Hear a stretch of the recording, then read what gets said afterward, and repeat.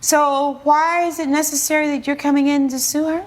Jessica has been a mooch off of so many of her friends and abusing so many of her friends' generosity. We understand that Jessica has been really struggling financially. So here and there, we've covered her rent. Who are you talking about? Her friends and I. Okay, so is there a group, a specific group? How many? It's about a friend group of 4. Okay, so friend group of 4, including Jessica? Yes. All right. So there must be a backstory. So how long have you all known each other? So we've been friends since freshman year of college, and at the time we were roommates, and she was the typical person that I normally wouldn't really be friends with. Why not? You can just tell we just had different backgrounds in status, especially in finance, and so I was a little intimidated by her at first, but we have grown to love each other and support each other in all the ways, and so that's how our friendship began. And so I initially came in college really broken.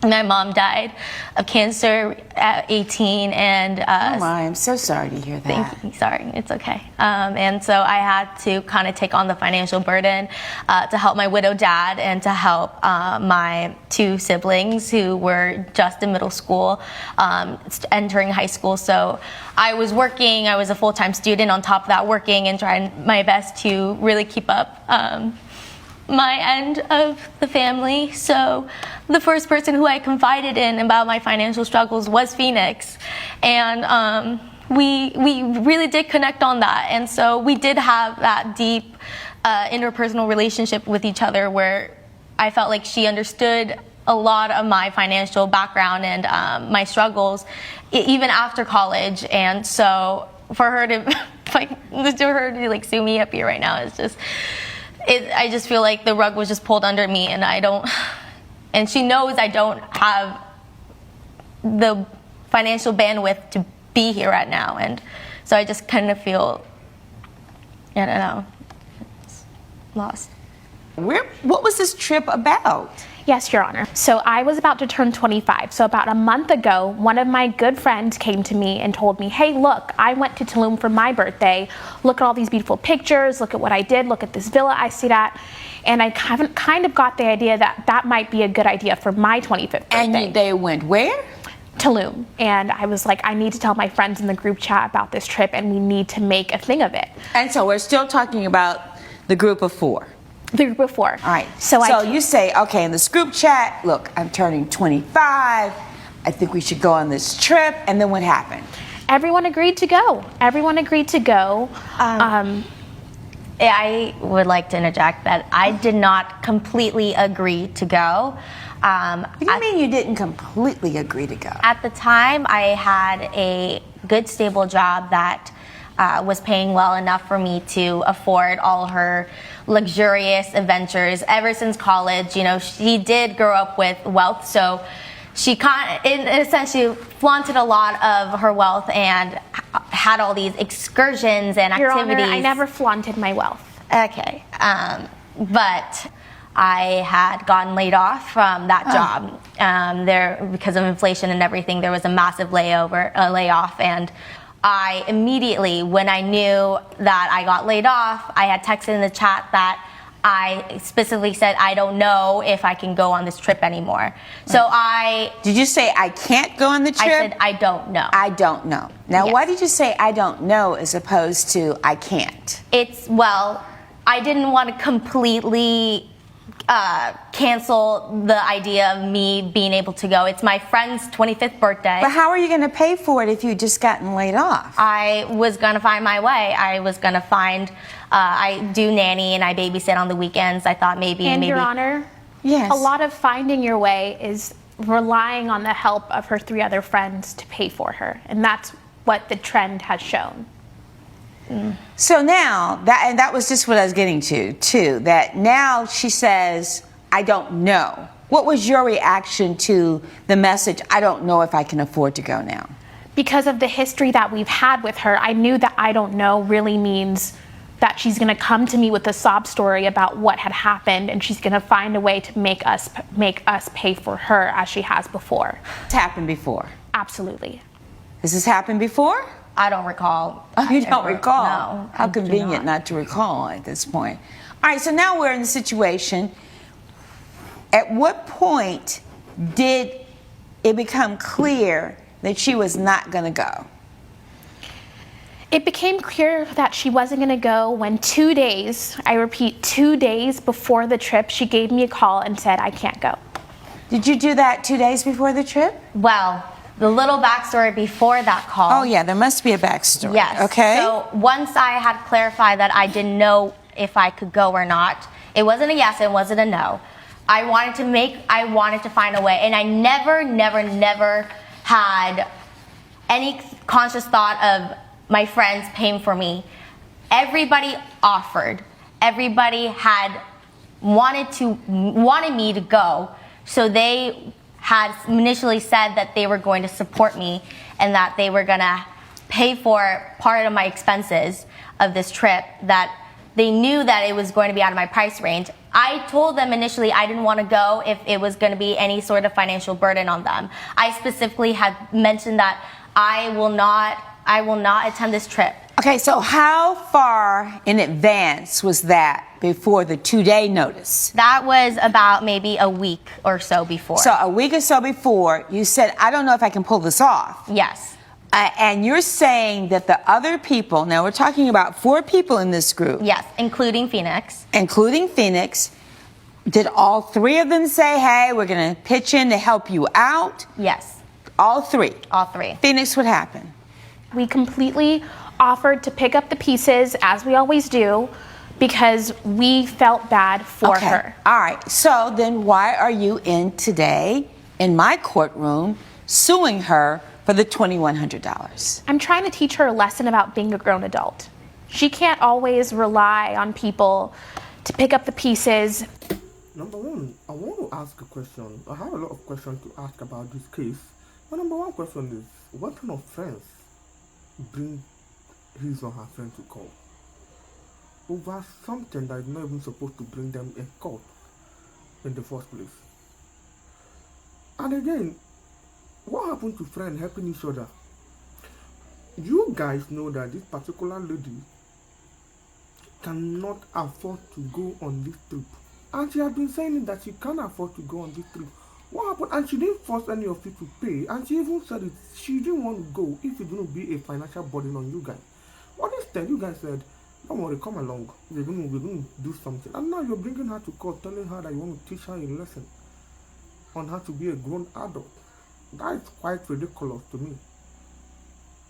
Another question of mine is, you cut your coat according to your size. I understand everybody wants to just belong to a weak group, or if you don't have the luxury of material things and the wealth these your friends have, then what are you doing in their group? Because obviously they're going to make you spend the little you've saved up, maybe for your education or for other things. What are you doing in their group? Let's continue watching this video to find out what happened next. Time and time again, and to never pull her end of the favor. So, but the Phoenix, this is what I want to try to get to. You can't have it both ways. Either you're going to agree to pay, or you're going to say, no, we're not paying, and we are not going to pay for your trip. I'm going to teach you a lesson. You can't have it both ways. You can't say, all right, we're going to agree, but yet I want to teach her a lesson. So something happened in between that conversation and the 2 days when she said she wasn't going, and that's the piece of the case that's missing that I don't understand. And that piece, that very important piece, is that Naomi and Madison came to me and said we should pitch in and pay for Jessica's part of the trip. I said okay. All right. Then I went to Jessica and I said, this is what we're thinking of doing. You really want to go on this trip. You asked us to help you. Naomi and Madison thought of the idea. Here's the idea. We're going to pay for the trip for you, but you have to pay us back. That is that middle piece that was missing. Okay. Yeah. So what's the problem? I agreed to pay them back eventually once I found a new job. So at the time, I agreed, yes, let's go, until 2 days later, I get a text bill from Phoenix with the receipt of the villa and $2,100 that I needed to pay up front with her. So I was really confused as to why. I see. Okay, that's the missing piece. So you were supposed to pay the $2,100 up front. Your understanding was that they were going to front the money and that you were going to pay it on the back end. Yes, and we agreed that after I have found a secure job and that I feel financially stable enough. So Phoenix, what changed? I mean, you said we're going to give you the money, she's going to pay you back, but then she gets a text from you saying this money is due. Did you say you mean literally it was due then, that day? Yes. Why? We're just trying to show Jessica that she has been taking advantage of our kindness for far too long, and we're done with her antics. Ah. So you then say, I'm not going on the trip.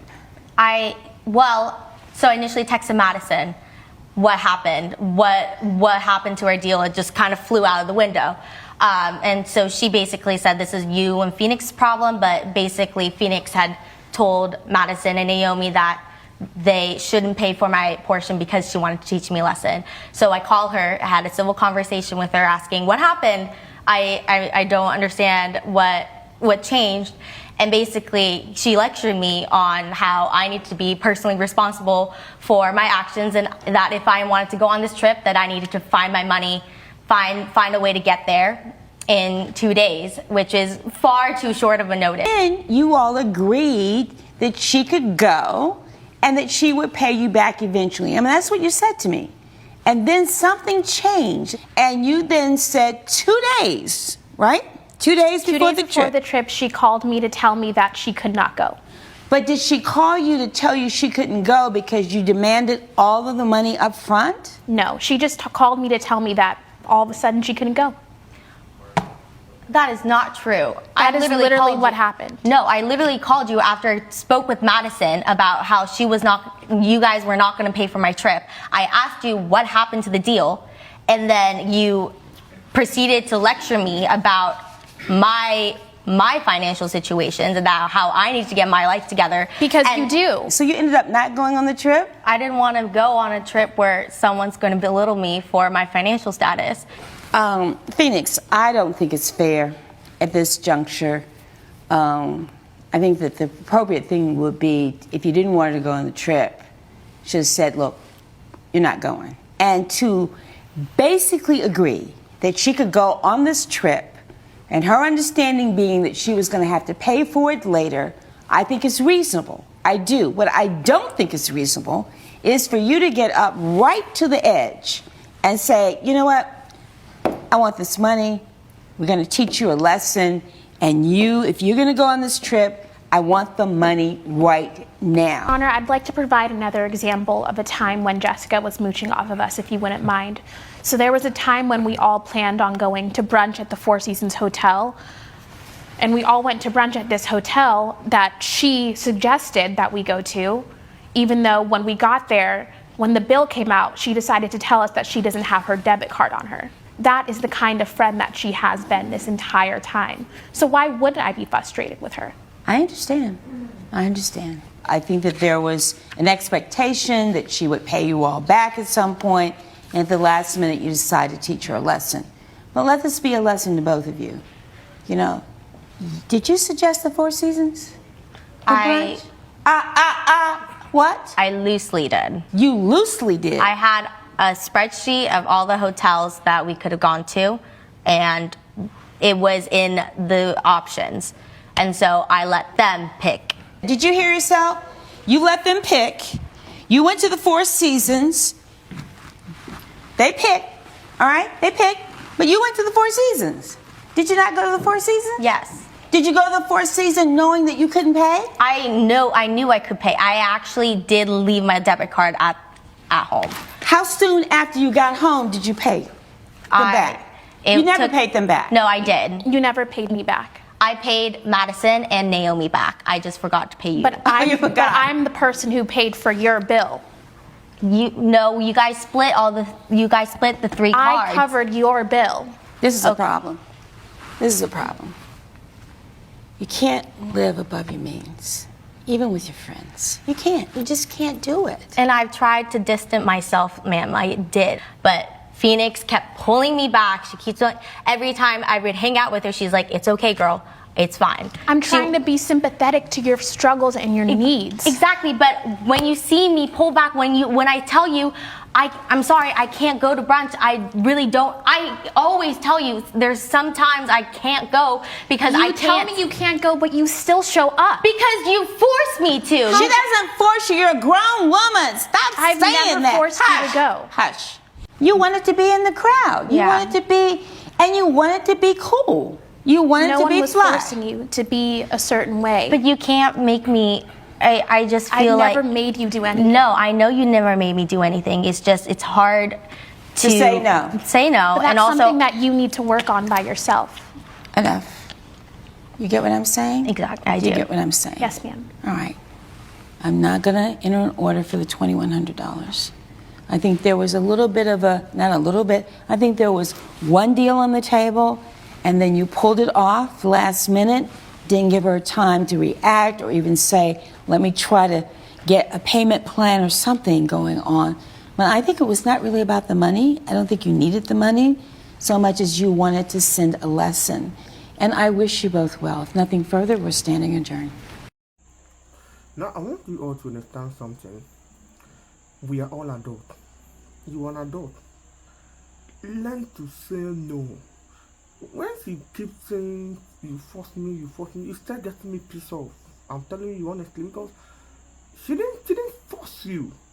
I mean, I understand sometimes it can be hard to say no. But the moment you learned how to say no, trust me, you solve like 50 or 60% of your problem. Learn how to say no in some certain situations. Anyway, I love the way the case went, and honestly, I love the judge. She really did a good job. I love what she did. I love how she handled the case. That's my own opinion. I'd like to hear your opinion on what you think about the case, about Jessica, and what you think about Fiona. Share your thoughts in the comment section below. I'll be waiting.